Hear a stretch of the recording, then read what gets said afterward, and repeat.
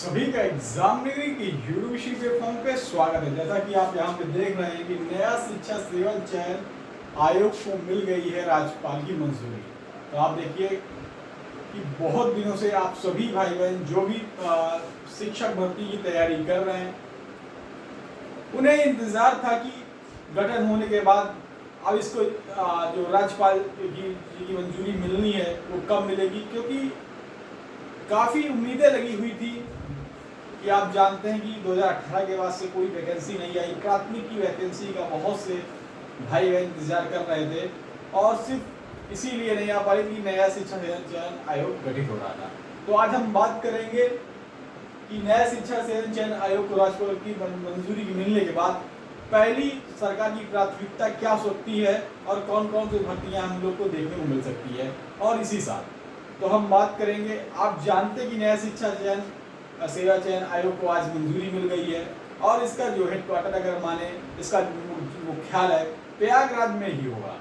और उसके साथ साथ अब ये कौन सी भर्तियों को प्राथमिकता देगा, तो आप देख सकते हैं टीजीटी पीजीटी 2022 टीजीटी पीजीटी 2022 में इसके आवेदन और फॉर्म भरवा लिए गए थे और इसकी परीक्षा डेट निकल रही थी, लेकिन नया शिक्षा सेवा आयोग बनना था, इस वजह से इसकी परीक्षा तिथि नहीं घोषित हो चुकी थी। तो सबसे पहले आपको टीजीटी पीजीटी की जो लगभग 4500 के लगभग वैकेंसी है, आप देखेंगे तो उसकी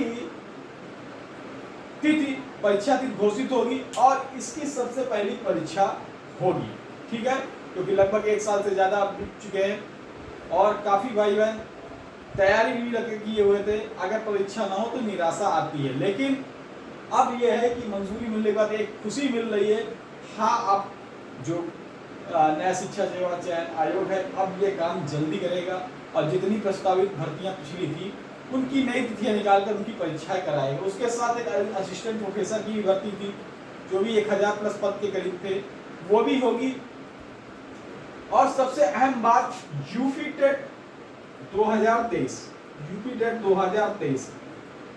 क्योंकि इसका सभी प्राथमिक के जो भाई बहन वो देख रहे हैं, तो यूपी टेट 2023 भी नया शिक्षा सेवा चयन आयोग कराएगा। क्योंकि आप जानते हैं कि एलटी गेट और तमाम भर्तियों को छोड़कर वो तो वो सब ये जो यूपीपीएससी से होती थी वो तो वहाँ से होगी भर्तियां, लेकिन टीजीटी पीजीटी हो या फिर यूपी टेट हो या प्राथमिक शिक्षक भर्ती स्टेट हो, सब ये नया शिक्षा सेवा चयन आयोग ही कराएगा।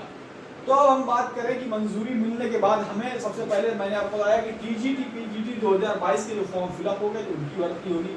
उसके बाद असिस्टेंट प्रोफेसर के 1000 प्लस समथिंग उनके इसके भी फॉर्म फिलअप हो गए, इसकी भी भर्ती होगी। उसके बाद आपको यूपी टेट 2023 देखने को मिलेगा। आप जानते हैं कि इसकी अगर देखें तो यही 2023 फरवरी से इसके बारे में काफ़ी निकल रहा था होने वाला है, लेकिन ये हुआ क्यों नहीं। ये मार्च में आया था कि ट्वीट भी हुआ था, लेकिन सिर्फ शिक्षा सेवा चयन की वजह से नहीं हो पाया। और आपको अगर सबसे पहले टीजी पर अगर देखा जाए, सबसे पहले यूपी टेट 2023 होगा। अब आपके मन में हो रहा होगा एस टेट कब होगा, एस टेट सुपर टेट, क्योंकि अगर आप देखें कि 2018 के बाद से अभी कोई भी प्राथमिक शिक्षक भर्ती नहीं हुई। 69,000 के बाद अगर देखा जाए 17,000 वैकेंसी आई थी अगर देखें विधानसभा चुनाव से पहले, ये भी भर्ती नहीं हो पाई। और उसके बाद अगर देखें कि भर्तियों की अगर मांग की जाती है तो विधानसभा में भी बेसिक शिक्षा मंत्री संदीप सिंह जी ने भी बयान दिया था कि हमारे पास शिक्षक पर्याप्त मात्रा में है, जो अनुपात और समानुपात होना चाहिए शिक्षक और छात्र का वो पूरा है। तो अब इन सभी अगर देखें इन सभी वक्तव्य से उनके, तो ऐसा लग रहा है कि 2023 में शिक्षक भर्ती का आना या स्टेट का होना थोड़ा सा मुश्किल लग रहा है, क्योंकि कई क्वेश्चन विपक्ष के नेताओं से पूछे गए या बाहर वो कभी अभी जनसभाओं में करते वहाँ पूछे गए, तो वो लगातार उन्होंने कहा कि अनुपात 7 छात्र और शिक्षक का बराबर है।